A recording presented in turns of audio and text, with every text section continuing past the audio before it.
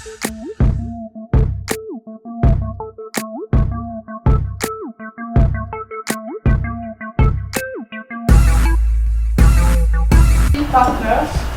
3 universities and 3 cultural organizations from, I don't know, like Milena said earlier, I don't know if Serbia is in the global north, but we are all organizations from Europe, supported by Erasmus Plus agency. And yes, and I think that it's really important to, and maybe also in the discussion, to come back to that, because the questions we are tackling from our position. I work in a university in France, which is yes, which is considered. No, I don't talk about it, but so the first thing that I wanted to say is that, as the title of the conference said, we want to. It's a footnote. But what we are doing, it's not, we have not the pretension of changing the world, but contributing from our positions and from our positionality. And I just wanted also to come back to what Gertie Jambouré said earlier with the conclusion, and the conclusion was as a white male, and she said, and as a white male, I wanted to address the question of black women. And Gertie Jambouré said, because we are concerned, and I think that affected and concerned are 2 different things. And we are all concerned, even if we are not affected. And I think that it's from there that we went during our project. And this project came from things that we shared among the partners, and us partners, we are some kind of an informal network, because before the project, every partner knew at least one other partner, but none of the partners knew all the partners. But we already entered into discussion, and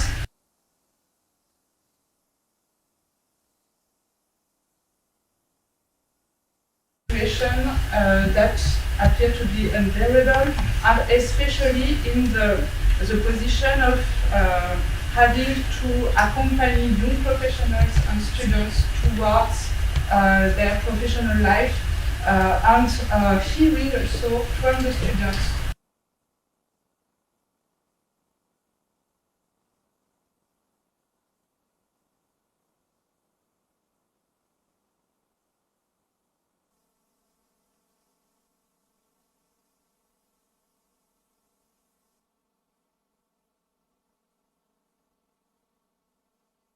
That led us to address these questions to ourselves, and for my part, to the university. How can the university be both a place of domination, of imposed authority, of knowledge, but how can the university also be a place for emancipation, given that we change also practices within the university. So it's what we try to do in our way, because we wanted to take our part with what we could bring, and we thought that we could contribute, and we could, from our respective positions, bring things to the collective movement, if I can say so.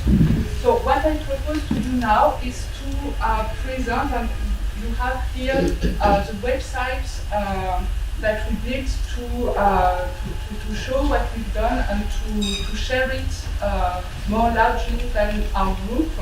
And this website is still in various parts under construction, but I think that it gives a good view of what we have done. And yes, I will let my dear colleagues present the various parts. It's quite complicated, because we try to enter through various angles, and we think that those various angles make sense together. So I will let them present the various parts of the project.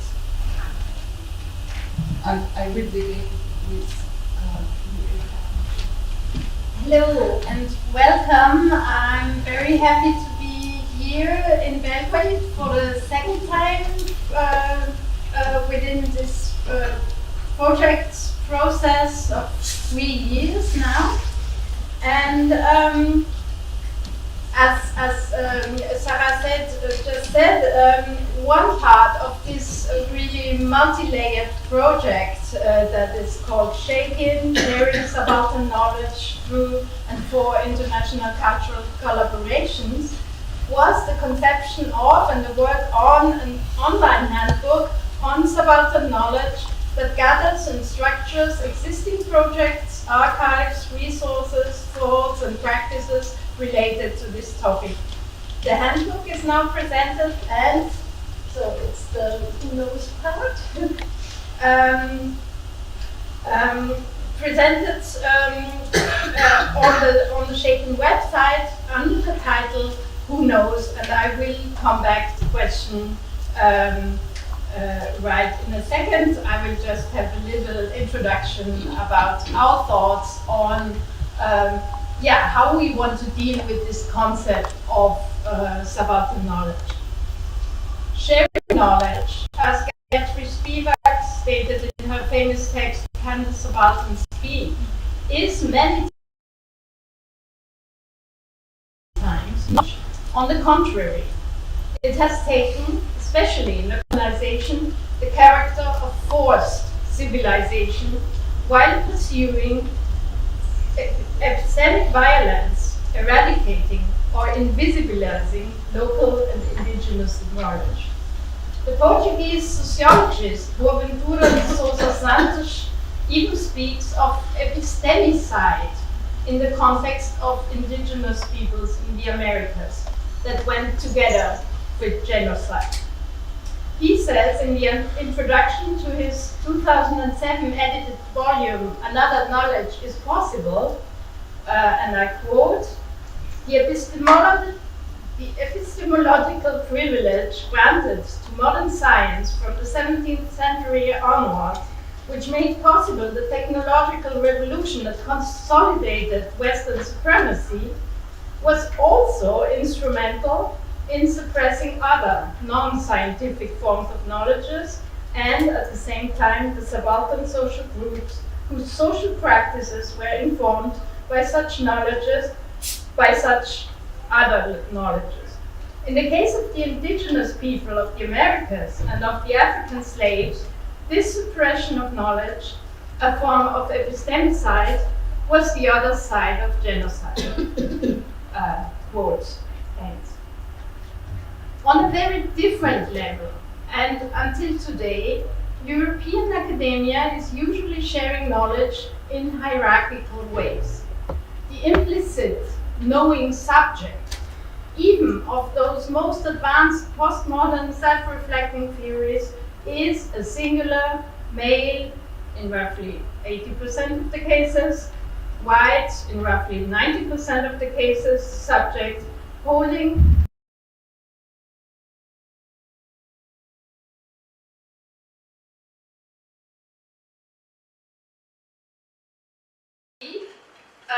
quotes, holding a strong passport, using a strong or hard currency, with supposedly unquestioned access to due process. So a subject that has no obstacles to overcome within this process of getting to know and sharing that knowledge afterwards. And not only this imagined knowing subject is still haunting academia, it brings upon sets of didactic methods, or rather non-methods, in order to control, administrate, and restrict access to knowledge for those who want to learn, on the one hand, and sets of research methodologies designed to control, administrate, and restrict access of what is to be called knowledge or not. So this open question, who knows? Sorry, I have to find the right text.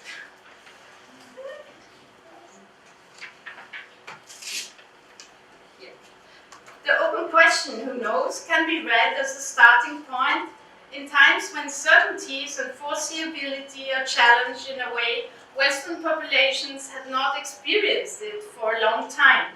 Major crises on a global scale, climate collapse, pandemics, energy supply, financial crisis, wars, have shaken the whole idea of predictable futures. The precarity of existence is palpable for most human beings. And that's maybe also this thing, even if we are not directly affected, we are concerned. But the question also refers to the, so who knows in what will happen in the future? That's one part of this, of the question.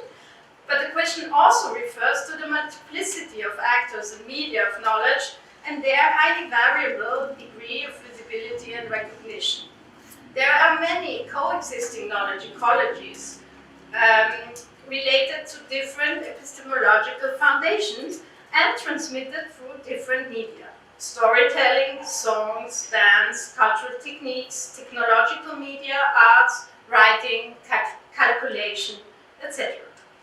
Today, knowledge production and circulation is not anymore exclusively linked to printed books and written text, but diffuses through video tutorials, internet blogs, open source materials, and digitized or digital archives, huge databases, and the processing of big data, online forums or message boards concerning specific interests, social media and classical audiovisual media theoretically accessible worldwide. The perspective on subaltern knowledge, however, gives us a more historically informed insight that only in the continuously narrowing sense of Western Enlightenment, as well as of scientific and technological progress, knowledge production was exclusively linked to the world of books, language, and numbers, while it had always been something oral, incorporated, mimetic, observational, experiential, and practical in the everyday of all societies. The handbook wants to create an online space for international research, discussion, reflexive and critical thinking through the deconstruction of dominant discourses and through a reinforced awareness on minorities, subaltern and situated approaches. It does not just collect texts, but also other types of material, as well as interdisciplinary concepts to contextualize, discuss, and evaluate the relevance of the various contributions incorporated to the handbook. And this handbook is very much meant to be steadily growing, and it can be quite easily accessed and contributed to. So you have a big button there when you enter the handbook, where it's, you see a plus, and then you can enter some some materials, some projects, some things that you think would really well fit into this handbook. So thank you. Sorry, it was a bit long. Sorry, Sarah, could you introduce people? Yes, of course, sorry. Maybe you could introduce yourself.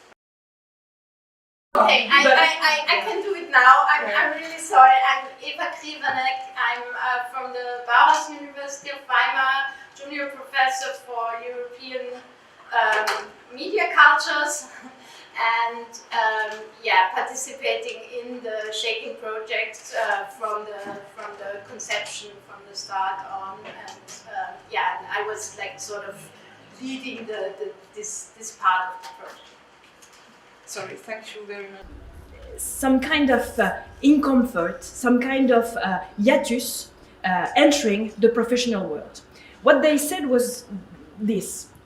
On the one hand, there were a growing interest from them for gender studies, post-colonial studies, a very critical approach about cultural practices, about how we do cultural projects, and a real awareness from them about power relations that invisibilize and marginalize these voices. And they really wanted us to talk about that and to address these issues during the master.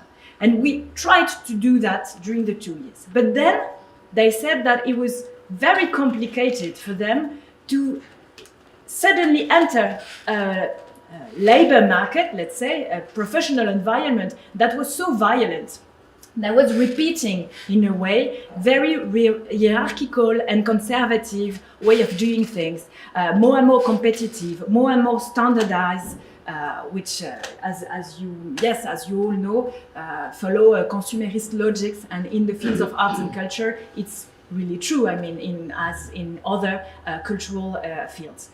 So for us, it was very important to hear that and to question ourselves. How can we do with the students that really talked to us about a dissonance between an activist and personal commitment that they really develop during the master degrees, and then a question of professional integration with such violence and such hiatus and dissonance.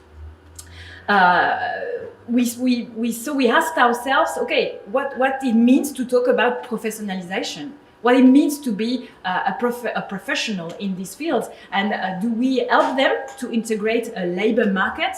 Do we have to warn them about this violence?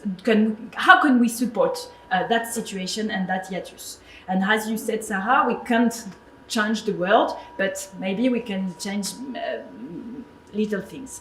So we really wanted to address that, and so the starting point of this part of the project is how we can, on the one hand, change the way we teach and we address this question during the master degree, and on the other hand, how we can support the students and these young professionals post-graduate, and not let them and say, okay, just do it with the violent labor market, and we did our job, okay. So we had to go. So during the 2 years of the project, we collected several material. First, we did focus group with the all alumni to really understand these situations, their needs, etc. We also did interviews with our partners in the whole Shaking project to know from them what it means to do cooperation, artistic and cultural project, what it means to do fair and ethical cooperation project with Mariana, with Pierre. We did this interview and we tried to dig on this concept. We also try to design a student exercise, a cooperation project exercise, trying there to experiment with them what it would be to have a more fair and ethical cooperation and stand for values and a critical thinking while addressing to a real professional environment. And we did that questioning the format of the project, because that's the tricky thing. We still work with the format of the project, which is a very neoliberal standard and format, but how can we hack the project logic, working with it, but at the same time criticizing it, which is complicated, and the first year of the project, I think it was not really a success, but we learned from our failures, I hope. And we did a benchmark about support system that try to help young professionals to go on with this value and to fight for social justice, doing project and being professional. So we did a benchmark with Pascale did that, and we did interviews with Sonia, of course. So Sonia did so much things; she did almost everything. So, and we did interviews with this platform to understand how they worked, and just to.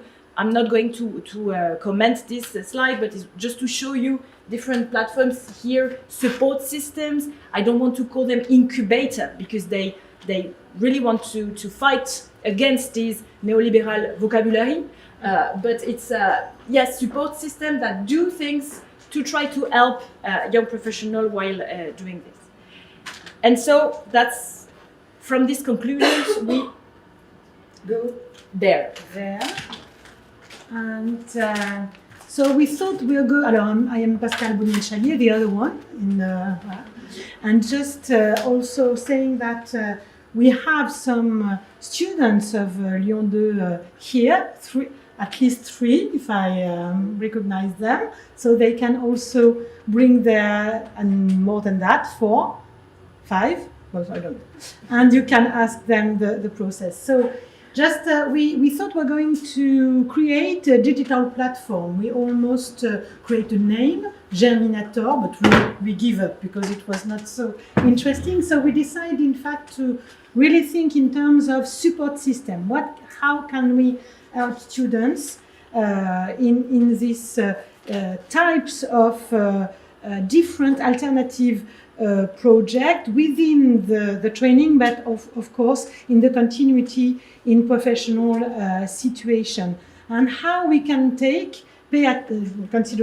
attention to specific context, political commitment for this type of project, and also understand, of course, dominant situation, power relations, and what kind of skills should and can we develop in such support system. What we try to imagine, this is to create support system and between with a balance between a clear framework to guarantee and secure the students for them to feel safe, but also open flexibility to adapt to specificities of this project, and also take in consideration what we recently present with the IFA and Sarah, that mean also emotion. And of course, this support system require, of course, coherence and complementary with the other part of the project. IFA present the first part with resources, and Goran and Višnja are going to present pedagogical methods, and Nina will present the training. So we must think the support system in a complementary dimension. What we have learned to all the interviews, the benchmark, and all the analysis we've made is that there is an importance, of course, for social transformation. Even if we don't change the world, we can contribute to social transformation, and we must guarantee the ability to listen, to hear, and to translate from various contexts, and to be aware of our own positions. It seems to be crucial, and that the support system can guarantee that. And also, there is a need to affirm different ways of working that accept fragility, and the support system can guarantee the ability to adapt and adjust. Not in this spirit of individual position in a neoliberal situation, but rather in reciprocal at what we call reciprocity and of attention. So in fact, in the multiplayer, even in March, we recently organized. We had roundtables, and of course we can report on that, and we must create support system which can answer to the needs of confidence, of course, legitimacy, networking, and solidarity. Confidence in knowledge, skills, connected to professional and also personal trajectories, but also because in these projects, very often we have to face difficult situations of violence, abuse, exclusion. So we must give, of course, with this support system, confidence. Is it all right? No, it's I must finish. We also must guarantee legitimacy. We worked quite a lot about a project with, maybe you've heard about, is Mayhem in the field of musical industry, and the co-development and mentoring that the women in Women followed. They spoke a lot about this imposter syndrome. They had to be more confident and to feel legitimate to carry on. Of course, in professions you must have networks. You must enter networks, but not superficial networks, but real networking with persons, and of course feel and encourage solidarity, fraternity, sorority in this system. So I give you the floor because we must conclude. Yes, we will conclude with to tell you maybe one word more concrete about what would be this support system from all these conclusions, because we're going to start to experiment it next year. It's from these 3 years we worked on what it could be like, but we did not really start it. So two main things appeared. First one was the importance of the mentoring system, to be close to someone else and to follow a path, sharing and trying to to create these informal spaces, interstices, to break isolation, to be able to talk with a peer and to share difficulties and way to to be confident and to follow up with these values and this social justice you want to fight for through the project. So we talked about these professional friendships, because it was a word that arose on March during the multiplier events, and it was important to, not to be afraid of the word, to be friend. I mean,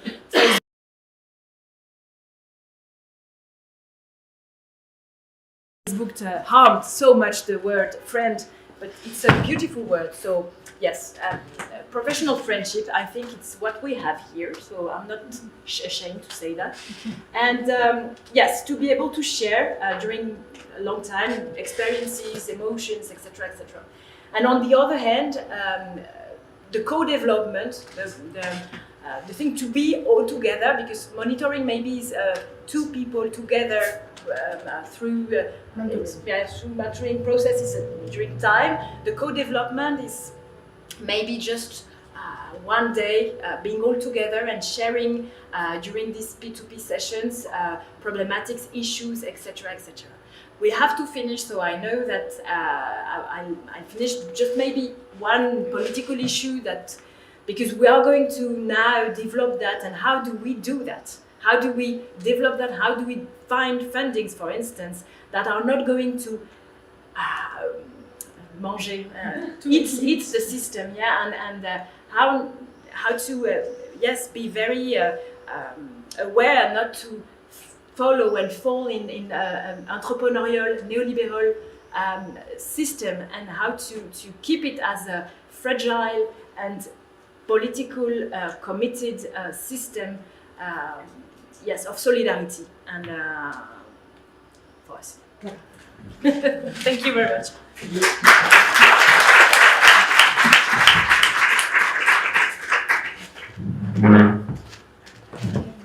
Attends, je vais l'enlever.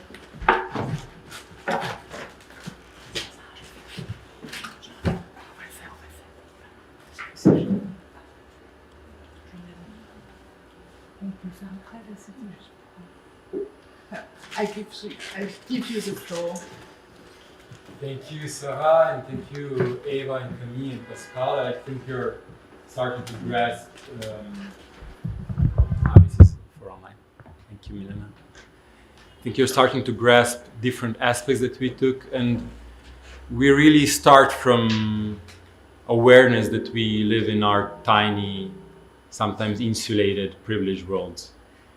We are. Sorry, you have to present yourself. Who are you? I'm Goran Tomka. I'm lecturer here in the University of Arts, teaching, managing intercultural arts projects.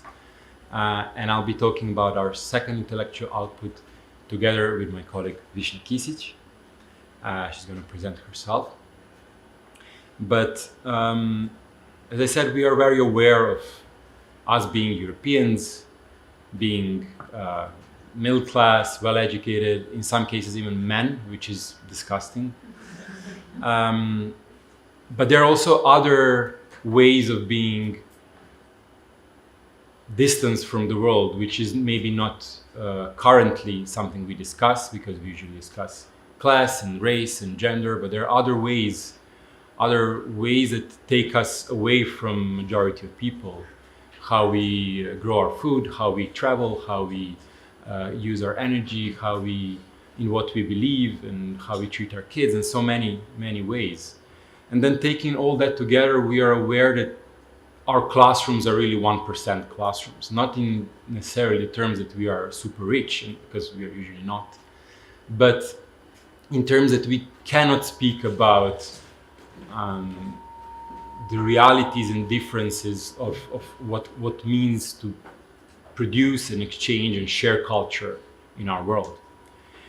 But unlike what Eva was talking about what we share, for two of us and the whole undertaking within this intellectual output, our question was how we share that. How can our classrooms actually close our doors and our sensibilities and our interests and our curiosities towards some knowledge? Because there are things that no matter how much you read a book, you cannot experience it, you cannot be truly interested in it. We cannot speak about how working classes share their culture if we have never been on a factory floor. We can't discuss slow touring if we have never traveled on a bike. These kind of things. We can't talk about folk culture if we have never been with animals or plants in the pasture lands or in a garden. And this is what was troubling us. What do our classrooms open for us and what do they close for us? And this intellectual output is precisely about methodologies and ways of sharing our knowledge. So my name is Višnja Kisić. I'm also a lecturer here at the University of Arts. But also I think one important other identity is that two of us are in several previous years creating also something called the Forest University, which is trying to be a different form of knowledge sharing and kind of be on a different grounds of what knowledge is, how we share it, what are the spaces of sharing knowledge, and so on. And I think in that sense, this very kind of toolbox called Shaking the Classroom has been both an inspiration, but also driven by many, many contradictions and also many limitations. And I would say within this whole guidebook, toolbox, handbook, who knows, we all were quite comfortable in a sense that, okay, I will share a book that I have read, I will share a website that brings the new content and so on. And suddenly when we had to kind of not only discuss, but really put on the paper, how do we teach and how do we share knowledge? And what are the methods and tools that we are using? And also what are the methods and tools that go beyond this kind of, okay, now I'm lecturing, or now we have a small workshop or reflection, or now we have a mentoring session for writing the thesis, or now we have an internship in an established cultural institution. Beyond those forms, we were actually unable to kind of say, okay, these are other approaches that could be taken, which actually would bring other forms of knowledge. And this was kind of our joint journey to figure out what can we bring here. So this Shaking the Classroom toolbox is actually a collection, I would say quite a humble one, of things that we could collect in these 2 years' time, with contributions from some other people as well, beyond our own consortium. But we started this whole while discussing actually and having kind of a self-evaluation questionnaire of what are our teaching environments, what are the frameworks, what are the arrangements, in which ways the knowledge that we share and ways we share it are actually limited by these university arrangements, academic arrangements, but also arrangements of what culture and cultural sector mean at the present day. And from there, we have moved on to collect different methods. We'll talk a bit later about these methods as well, and about the limitations of those methods. But I would like just to thank some of the people that are here at the moment and who have been actually contributing to some of the methods. So, yeah, hand over to you. Yes, this is all really not, it was more of editing and curating work for two of us, but it's actually people that contributed around Europe. And what we did try is to understand, okay, these new methods that we received from you, or some here and some not, what do they actually open? What do they tell us about us, our classrooms? Because this is really not a collection that should be, in some kind of museum. It's more an invitation to go beyond our classrooms in terms of our ways of sharing knowledge.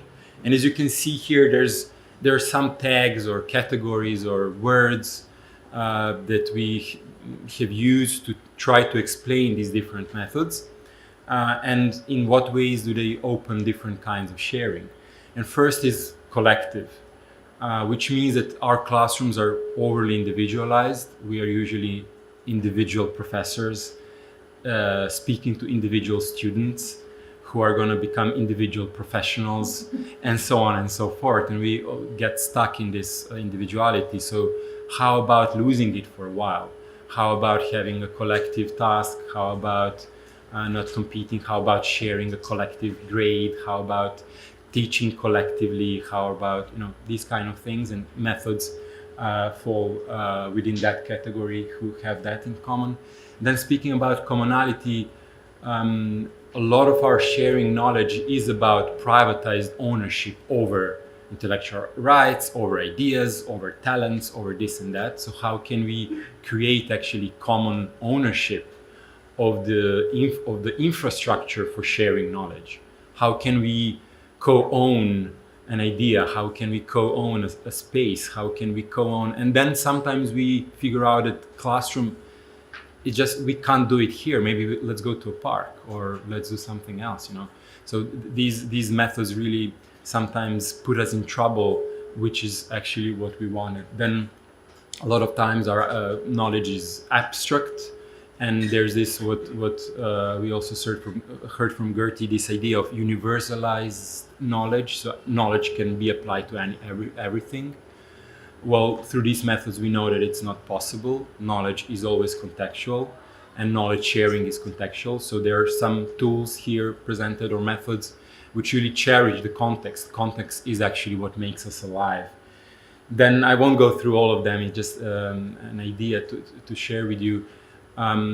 We think we are also speaking too much and sitting too much and using these parts, like upper parts of the brain, too much. So what about dancing? What about rolling on the ground? What about throwing things at each other? What about painting, singing, and all those things that actually make us human, but somehow we are not allowed to do it in a classroom? Can we have more plays? Can we have more fun? Can we be more poetic? Can we be concentrating more on processes than on ends and results and outcomes? So as you can see, these methods that we collected are actually just an invitation to take us out of our usual ways of teaching and learning and grading and whatnot, and really deconstruct and try to decolonize knowledge in the ways that how we do it. And maybe if we go to, I would just like to offer some of the examples of methods, but then you can really explore more. One of the following days you can also contribute, and it would be great if you would contribute. Actually, as you see, kind of everything within the project is a work in progress. So let's see, for example,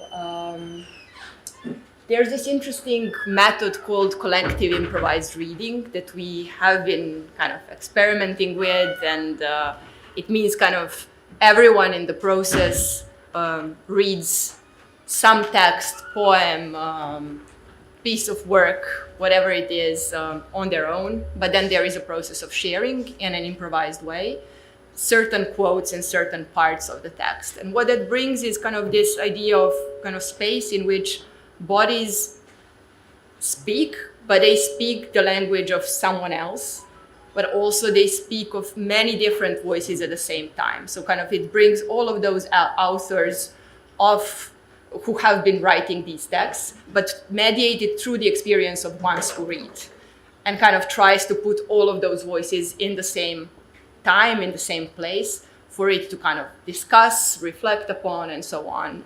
And it's one of the possibilities for approaching kind of hard theoretical reading on the one hand, but also readings that might destabilize those readings. Or, for example, this method of non-human perspectives, which is down right, yeah. In which actually the question is, and as we saw also from the keynote speech, there's kind of, we still remain bound by this kind of anthropocentric worldview in which we are discussing knowledge and ways of knowing and who can speak and who can have the voice in terms of humans that speak. And some of them are kind of more privileged, some of them are being exploited heavily. But then we forget that we live in a world of many, many beings, and how the perspectives of those beings are brought into the ways of sharing knowledge. This is one of the methods that kind of tries to deal with it and tries to kind of say, okay, this is how we can kind of take on a hat of a particular animal, plant, river, environment, and so on, and discuss it within a process of knowledge sharing, which means trying to listen, trying to other yourself, trying to decenter your own experience in many different ways.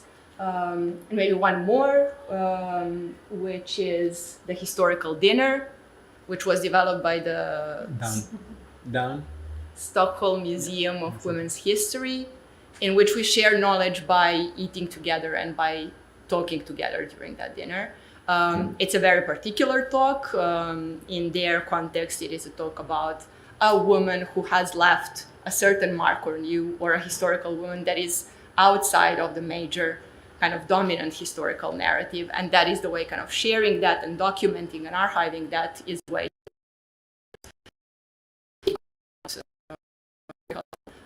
knowledge, right? But to do it through a process of kind of intimate, very human way of relating to each other.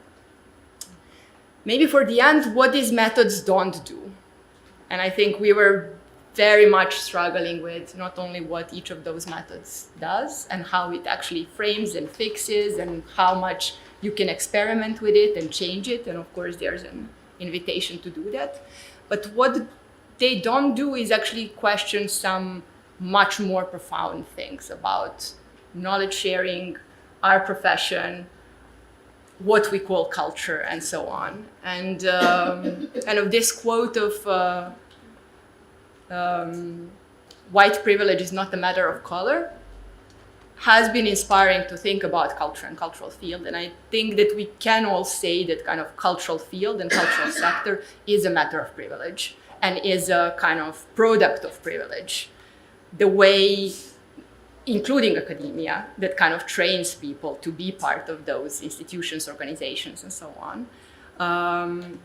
And that if we are really to reconsider how do we share knowledge and what is knowledge and who shares it and who can kind of participate in this transaction, then we have to kind of go away, not only beyond classrooms, but also beyond diplomas and beyond professions and beyond these kind of gated, separated kind of circles of reality in whichever profession that is kind of a part.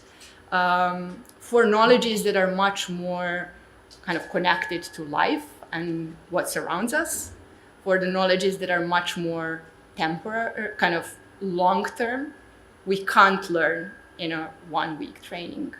We can't learn in a whole year of master programs. And I think when we talk about subaltern knowledges, bringing kind of some of those knowledges that have been there with the environments, with the rivers, with everyday cooking, with everyday sharing, kind of growing and so on, it is violent in a way to try to kind of separate one bit of that reality, call it a method or a content, and bring it into the classroom for cultural managers to know about it and to possibly bring it into some theater play, art exhibition, or whatever that is. And I think these are the limits that we notice as a consortium, that actually, if we want really subaltern knowledges included, then we had to kind of strip ourselves not only from our privileges, but also from all these systems, institutional systems and arrangements in which we are in, and maybe not try to change the world a bit by changing those institutions, but actually by trying to reconsider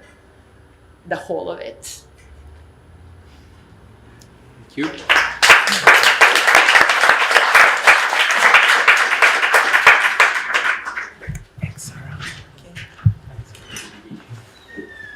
So thank you everyone for being present. I'm Mihaljinac, a newly established head of the UNESCO chair in cultural policy and management at the University of Arts Belgrade. And first of all, I would like to thank to the organizing team of the conference who put a huge effort to organize this great event where there are a lot of people from a lot of places in the world, and I hope we will have good atmosphere and communication, because this is really a rare opportunity for us to meet. Secondly, I would like to thank to the Shaking team for this work during last 3 years, especially from the point of view of the UNESCO chair and our Master Studies program, because the Shaking will have implications and reflections on our way of organizing our program. We will introduce topics that were mentioned, we will introduce new methodologies, and next year we're celebrating 20 years of establishment of the UNESCO chair and the master program, and we should also introduce a new program. So this is the great moment for our chair to finish the project and to have all the knowledge and integrate it in future. Within the project, my task was to coordinate the development of a training based on the experience of the project that can be used outside the consortium, outside of the institutions. And I have to say and start with my personal motivation to work on it. And it is also related to the title that we gave. The title of the training developed within the Shaken is Unlearn and Relearn International Cultural Cooperation. Our starting point was that we academics, cultural professionals, members, we have a lot of things to unlearn and relearn if we want to integrate subaltern knowledge and methodologies in our future work. Personally, a sentence that entered my mind, and when I first heard it, was given by Noam Chomsky in his book and interview, Manufacturing Consent. So he was talking about the situation in the world, so the chaos we're living in, the inequalities and everything. He said 80% of people are completely unsatisfied. We have 1% of those who are rich and making these decisions, which are awful for the society as a whole. And we have those whose consent is being manufactured. And these are 20 people working in the field. He called them cultural managers. And I was starting to work as a cultural manager teacher at the moment, so I really felt sort of ashamed. And this project, the Shaken project, really encouraged us and empowered us to think more of our own positions and what do we teach.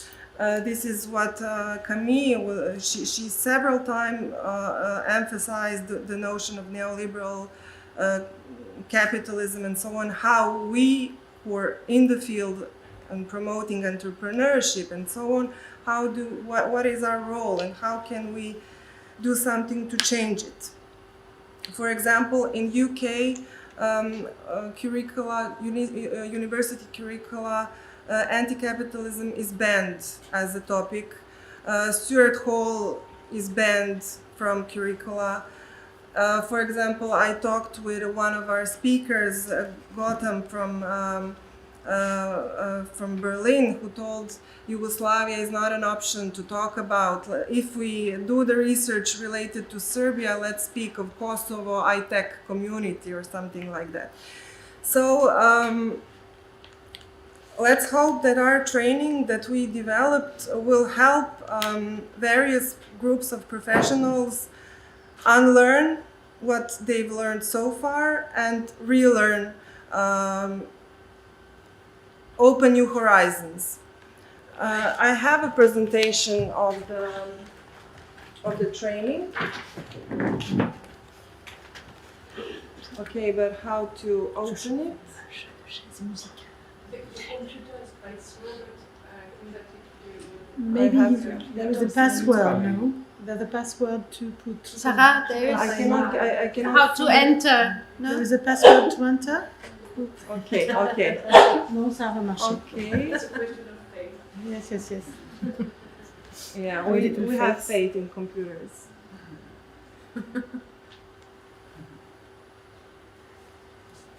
Okay, so it is an extracurricular seminar that should bring subaltern knowledge and diverse cross-disciplinary teams absent from mainstream cultural management programs. And it offers diverse theories, practices, and teaching materials that Goran, Eva mentioned. It should be a tool to support all artistic and cultural stakeholders pursuing objectives of social transformation, democratic transition, especially the idea of cooperative governance, which is horizontal, shared, and ecological turn. This training curricula that can be found on the project website can be implemented in various contexts within universities, with students outside of the universities, NGO sector, if there is a need for a team to be formed, or in case of already established organizations who want to put in question their own functioning. So, for example, that this can be a training program for cultural professionals in cultural sector, a summer camp for young cultural activists, cultural rights activists, intercultural democracy activists. This can also be training for policymakers in the cultural sector if they're interested, or lifelong learning organizations such as universities. We imagined that it is important that cultural professionals take part in it, whether emerging professionals, students, or those who are already established. There are some relevant questions about the participants related to organizational issues. How do we organize them? Who are they? Do we open a call? Do they should they answer a certain question? For example, do we find something wrong with our institution and want to deal with it within this training? Are we reproducing a knowledge that we don't want to reproduce anymore? So what is our motivation to group and to unlearn and relearn? The expected impact should be both on institutions and participants, emerging professionals, students, educational and non-educational institutions. We would expect that the training gives opportunity to question traditional constraints and open new professional spaces, like Višnja was saying. We would like that new theories and practices and experiences become accessible on a also short-term basis, because we live in a very quick world. We want to also spread novel educational experiences in non-educational institutions. Here is just an example how 5 days training could function. It is based on our experiences during the project. This one is multi-topic, and you can see it's organized in a way that participants present themselves, become a team in a way, discuss the methodology, discuss the topic that is for the first day. And then we added certain topics that we think are important, but this is only a proposition, this is only a framework. For example, capitalism, growth, market orientation, entrepreneurship. Then colonialism, global power relations, ethnicity and race. We also felt that breaks are important. So the third day is dedicated to some kind of a walk or extra or free activity, exploration of local context. Patriarchy and gender roles, anthropocentrism, and then shaking things, to talk about methodologies, how to put all this knowledge into practice. So this is maybe very fact, but we wanted to emphasize topics that are important for us as a consortium. The other option is for institutions who want to question their mission and their position. It's a methodology for organizing an institutional critique related to the functioning of the organization. So again, we have the day when people get to know each other and talk about the aim of the training. And then they should continue to understand the knowledge they're producing, try to inquire outside of their organization and find partners outside, talk about practice-based alternatives, dig into their history. For example, on the fifth day, we imagined that institutions can go into their own history and try to understand what was suppressed, erased, and make it visible. These are like traumatic events that can be and should be discussed if you want to really unlearn and relearn. General guidelines and tips for organizing this seminar or a training or a summer camp, that doesn't matter. So we gave a framework. Topics and pedagogical methods are not fixed and limited, so people can just choose what they want. The process of learning, unlearning, and relearning should be taken care of. So we should speak about what is something that we know and how, and then to criticize it. The training should empower social change. So going outside of what culture is in classical terms, elitist ground, let's go to the society at large. In reshaping cultural policies, even the notion of cultural policy and culture. Then this training should have an action-oriented approach. People working and meeting should finally have that would be a guidance to have a decision related to an action. It can be a smaller one or a bigger one. It can also be a decision to enter to a certain process. But we believe that what is learned related to subalternity in classical institutional system should have a concrete impact in society. So this is why we put those 2 points, empowerment for social change and action-oriented approach. The training should be co-created with maybe subaltern organizations, individuals, other partners. Trainers can act as trainees and vice versa, because we all have certain knowledge that can shake other people's opinions.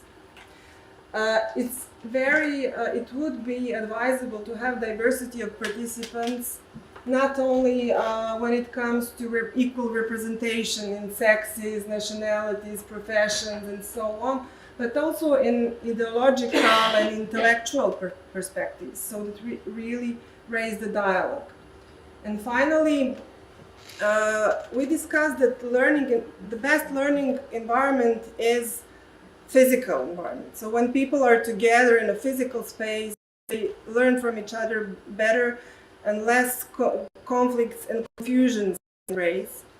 But also this training can be organized online and stretched to a longer period of time. For example, that each day is realized in 1 week, and then during a month or two, a group can work on it and prepare in betweens. So these are some general guidelines. The training will be available implemented as a group, but we did have some activities previously, but we implemented, so we don't know how it will function actually on the field. So if any of you really implements it, it would be great to have a feedback. We will do it also.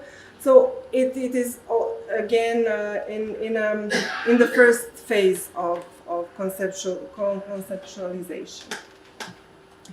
So for the training materials, we propose the ones that Eva talked about from the